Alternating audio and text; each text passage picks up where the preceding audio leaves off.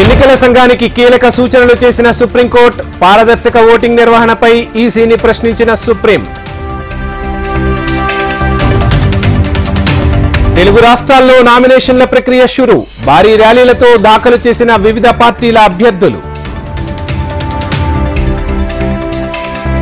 రేపు మహబూబాబాద్లో రేవంత్ ఎన్నికల ప్రచారం. సభాస్థలిని పరిశీలించిన సీఎం భద్రతాధికారులు. కవిత అరెస్టుపై స్పందించిన కేసీఆర్. కుట్రపూరితంగా లిక్కర్ కేసులో ఇరికించారన్న గులాబీ దళపతి. సిద్దిపేట జిల్లాలో హరీష్ రావు రోడ్ షో. కాంగ్రెస్ రైతులను ఏడిపిస్తోందన్న మాజీ మంత్రి. జగన్ పై దాడి కేసు రిమాండ్ రిపోర్టులో సంచలన అంశాలు. దాడి వెనుక సీఎంను చంపాలని ఉద్దేశం ఉందన్న పోలీసులు. రాజమండ్రిలో ఏపీ సీఎం ఎన్నికల ప్రచారం. జగన్ బస్సు యాత్రకు హాజరైన అశేష జనవాహిని. ఈ నెల 23న నామినేషన్ వేయనున్న జనసేన అధినేత పవన్ కళ్యాణ్. పిఠాపురంలో ఎన్నికల అధికారికి నామినేషన్ దాఖలు చేయనున్న జనసేనాని. అనంతపురం జిల్లాలో షర్మిల ఎన్నికల ప్రచారం. ఆంధ్రప్రదేశ్ ప్రజలను బీజేపీ మోసం చేసిందంటూ ఘాటు విమర్శలు. ఏపీ సీఎంపై దాడి స్పందించిన ముఖేష్ కుమార్ మీనా. దాడిపై పోలీసులు నివేదిక ఇచ్చారన్న ఈసీ.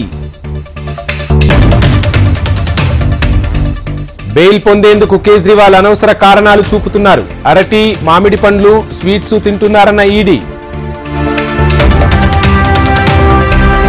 లిక్కర్ కేసులో అభిషేక్ బోయినపల్లికి ఊరట. మధ్యంతర బెయిల్ పొడిగించిన సుప్రీం. చంద్రబాబు, లోకేష్ పై 23 కేసులు. వివరాలు వెల్లడించిన ఆంధ్రప్రదేశ్ పోలీస్ శాఖ. బేగంపేటలోని నివాసంలో మోత్కుపల్లి నరసింహులు ఉపవాస దీక్ష. తెలంగాణలో మాదిగులకు టికెట్లు ఇవ్వాలని demand.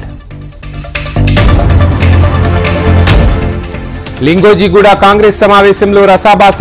Corporator Rajasekhar Reddy, senior leader Prabhakar Reddy మధ్య వాగ్వాదం. నారాయణ్ ఖేడ్లో ఓ మహిళను వేధిస్తున్న తహసీల్దార్ను చితకబాదిన మహిళ. సీసీ ఫుటేజ్లో రికార్డైన వీడియో. ఏసీబీ వలలో చిక్కిన భద్రాచలం టౌన్ పోలీసులు. 30,000 లంచం తీసుకుంటుండగా రెడ్ హ్యాండెడ్ గా పట్టుకున్న అధికారులు. పాల్వంచ బల్దియాలో ఏసీబీ అధికారుల దాడులు. 15,000 లంచం తీసుకుంటూ రెడ్ హ్యాండెడ్ గా చిక్కిన 3 ఉద్యోగులు. వివేకానందరెడ్డి హత్యపై కడప కోర్టు మధ్యంతర ఉత్తర్వులు. ప్రచారంలో హత్య గురించి మాట్లాడొద్దని షర్మిల, సునీత, బీటెక్ రవికి కోర్టు హెచ్చరిక. స్కేటింగ్ లో జగిత్యాల చిన్నారుల విన్యాసాలు. అందరినీ ఆకట్టుకున్న రామాయణ ఘట్టాలు. అమేథీలో పోటీ చేసే ధైర్యం రాహుల్ కు లేదన్న రాజ్నాథ్. బీజేపీ, ఈడీ, సీబీఐని ఆయుధాలుగా ఉపయోగించుకుంటుందన్న రాహుల్.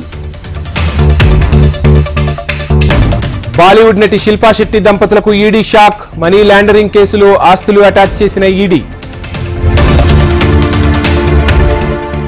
సెన్సెక్స్ 455, 152 పాయింట్ల వద్ద నిఫ్టీ. నష్టాలతో ముగిసిన స్టాక్ మార్కెట్.